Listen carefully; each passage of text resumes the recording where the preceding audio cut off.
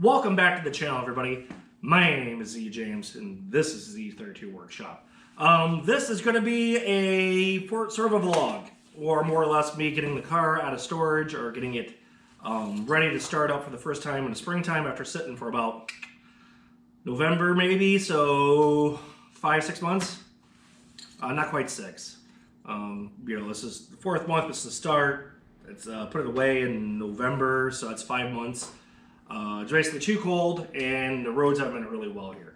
And new up for the channel is I got a second camera, so I can do one of these. I can talk to this camera, or I can talk to that camera, and it's amazing. So I'll give me better shots during GoPros when I'm racing and doing other video stuff. So it's one of the small little things I got going on this year. So let's take a look at the car and what you need to do to start up the first time, especially if it's been stored storage or any time you got a car. I mean, this applies to all vehicles. So let's go over here. Let's start off by going to this guy. We'll do this as our nice video of showing what to look at to see what you're doing here. So that's that pole. That is terrible view for you guys. Is this tall enough here for you guys? Possibly. Don't mind me, I'm playing with cameras. All right, so here's the deal. Car's been sitting for a while. And you need to go, you should really do a once over before you do anything. And the big thing I've noticed, and you'll see here in a second, is underneath the car, let me turn the light on, I have got a drip fluid. I'm guessing that's power steering. And by doing any type of looking here, underneath you can see it's shiny there. Let's see how helpful you guys, come on. Come on. Yes. And more specifically, I think it's coming out of that hose clamp. So this section of hose is kind of bad, needs to be tightened. That, and then when I checked the power steering reservoir, she's pretty much empty. Even cold and hot, she ain't got nothing. So in the 300ZX, you need ATF fluid. So just simple, normal, everyday ATF transmission fluid. Let's see if we can get you set up here, guys. There you go. So I've, like I said, got set up here ahead of time. Take a look at this. And I just need to splash this up and get it enough. So, because she leaked a little bit over the winter time. So we're going to fill this up. It's going to be red in color.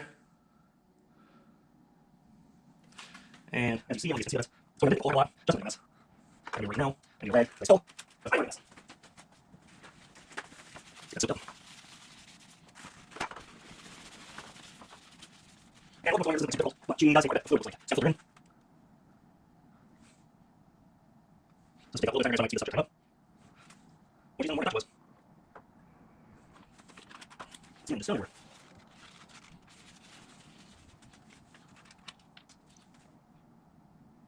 I'll speed this up. I don't know if you can see, but it does have a hole. And one link. Think of it on cold right now. So that's the first thing we're checking is this. There's a hot and cold side. Hopefully you guys can see that real well. And then cold is obviously right now. And she's full. So she took more than I wanted her to do, but it is what it is. All right, so that's step one. That's the first thing checked, power steering fluid. Next up, we're gonna check coolant. So if we come over here, check the coolant level. I got my handy flashlight. There's coolant in the radiator, we're good. The other thing I'm doing, and you guys probably can't see it because I've been doing it here for a couple of weeks now, is I have got my battery tender hooked up to this. And I got a feeling this battery isn't 100%. It's pretty good. It's only at 75%. But, so you got coolant, power steering, battery, other fluids we need to check. Obviously, we need to take a look at doing oil. Oil's the next big one. Now, the trick here is the oil should be pretty good. I didn't spot no oil leak.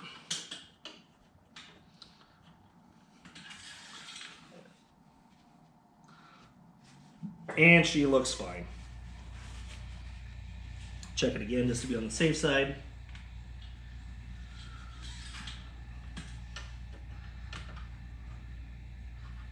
Way in, way out. I am good. Plenty of coolant, or not coolant, oil. Jeez, until I've been playing with this thing. The other one you can check while we're at this is, this would be brake. Brake fluid looks good.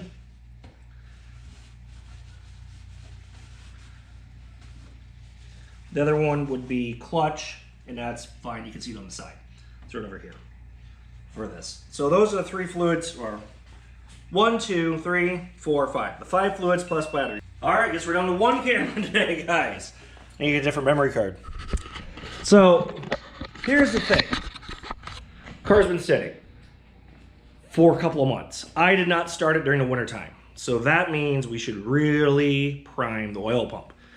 Now, there are a couple ways of doing this on the Nissan. A couple guys, you could pull the fuel relay to cut fuel to it. I don't even want to have a chance to even do any of that. So the best way is literally pulling the plug for the crank angle sensor, the CAS. That is this thing right here. Think of it as a distributor on an older car for you guys. You can actually set timing with it. There's a plug right here. If you come in on this side right here, I can pop it off because it's a Gen 1, because there's two versions of that. So this one's got an old style plug, and then there's a new style, which is this style plug. This one's better for corrosion. That one is not, but the old one allows me to be able to pull and pop it off. So the reason to do that is now the motor will crank without firing. Won't shoot any fuel into the cylinders and won't do any spark, which is beneficial for 2 reasons, because then I can prime the oil pump and get oil everywhere that's been sitting for the last couple of months. So let's give her a whirl.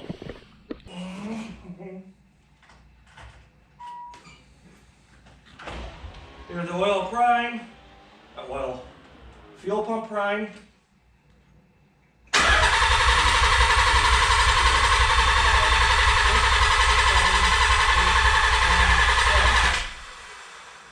I did it for 10 seconds, and you hear the revolutions. Like I said, all this is to do is get the prime the oil pump and get oil everywhere, and the engine that has them in it, and no load, essentially the end cylinder's firing. Wish I had my second camera. I can talk to you in here. Let's try it again. 1, 2, 3,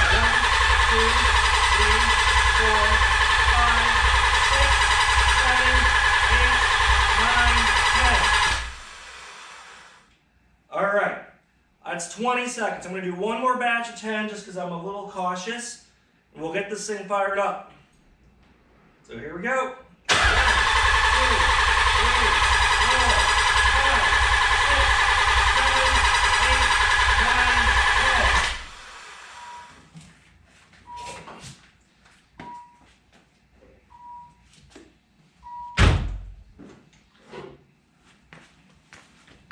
All right, everyone.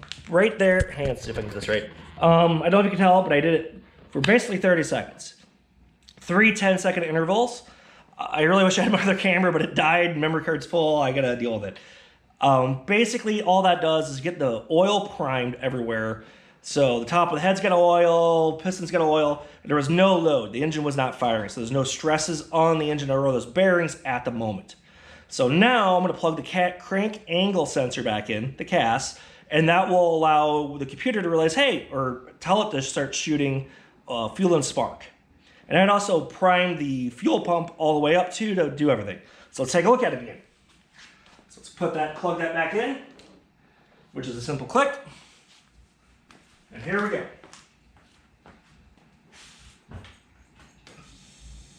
Fuel pump primed again. And she fired right on up. She did a great job. Okay, now everything's up and running. Let's go into the interior and check all the gauges. Granted, you should not start a car in a closed space, but RPM's good, 1500, been sitting a while. fuel, I got 3/4 of a tank. And let's see here, oil pressure is 75. Fuel pressure is at 41. My O2, I got one that's kind of whacked. I'll have to see if I can fix that. And yes, I have a convertible, and it's a green light for the, well, I say light, but color for the clock. So that's how you get this thing started. We're running from a cold start. I gotta open the garage doors now since this is running, and so I don't kill myself, because you should never run a car in a closed garage. I am also gonna turn my ceiling fans on, because, well, frankly, I need to get the exhaust gases out of here. So we're gonna turn you on. We're gonna turn you on. And then we'll be good to go. I'm now gonna move the car on out, so it's up, so I can actually drive it around a little bit.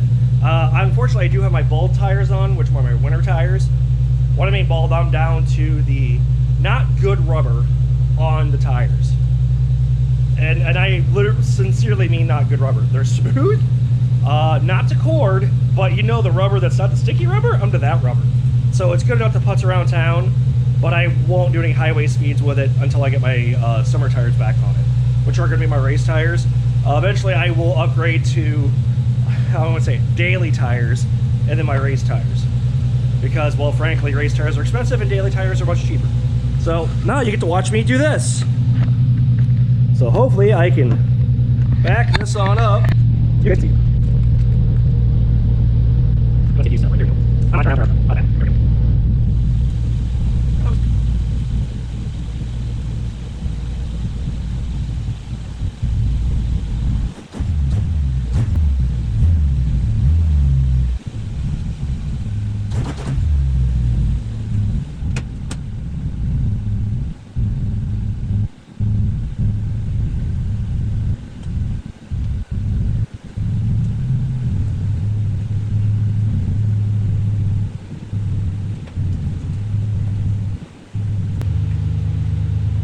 Alright, let me show you what I mean by bald tires.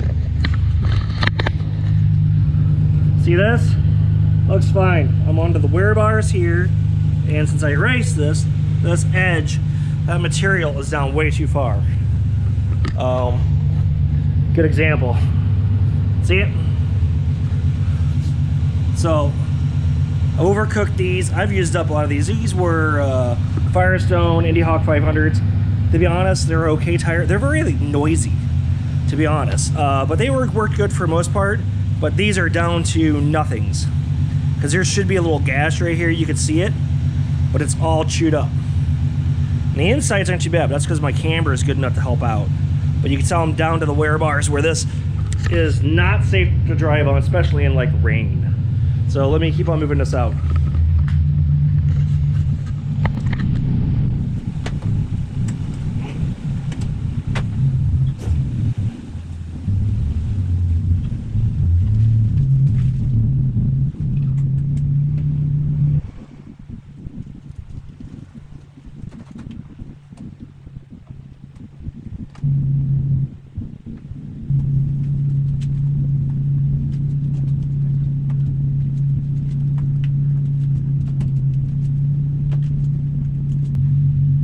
Oh, we're back.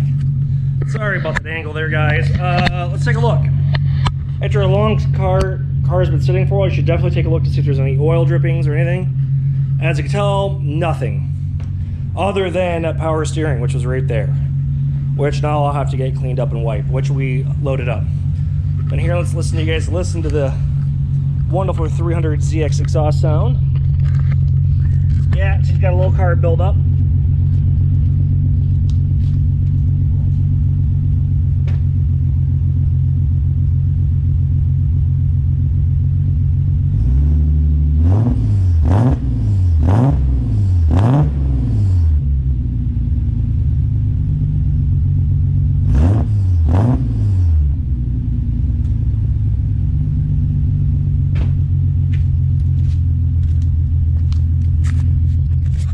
So that's going to do it for this video, everybody.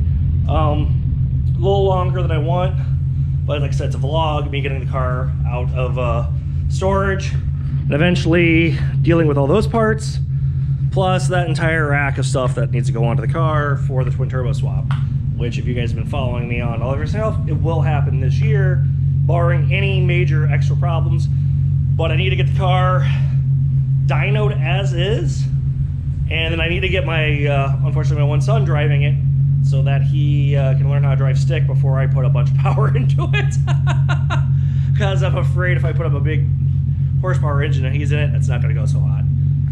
So once again, my name is Z James. This is Z32 Workshop. Please like and subscribe. I'm at 996 subscribers, 4 more, and I get 1,000, which is the one step of me getting monetized until the hours. I have to keep on making more content for you guys who love 300ZX content and want to find this stuff enjoyable, helpful, and informative for their projects. So once again, take care, and I'll see you later. Bye.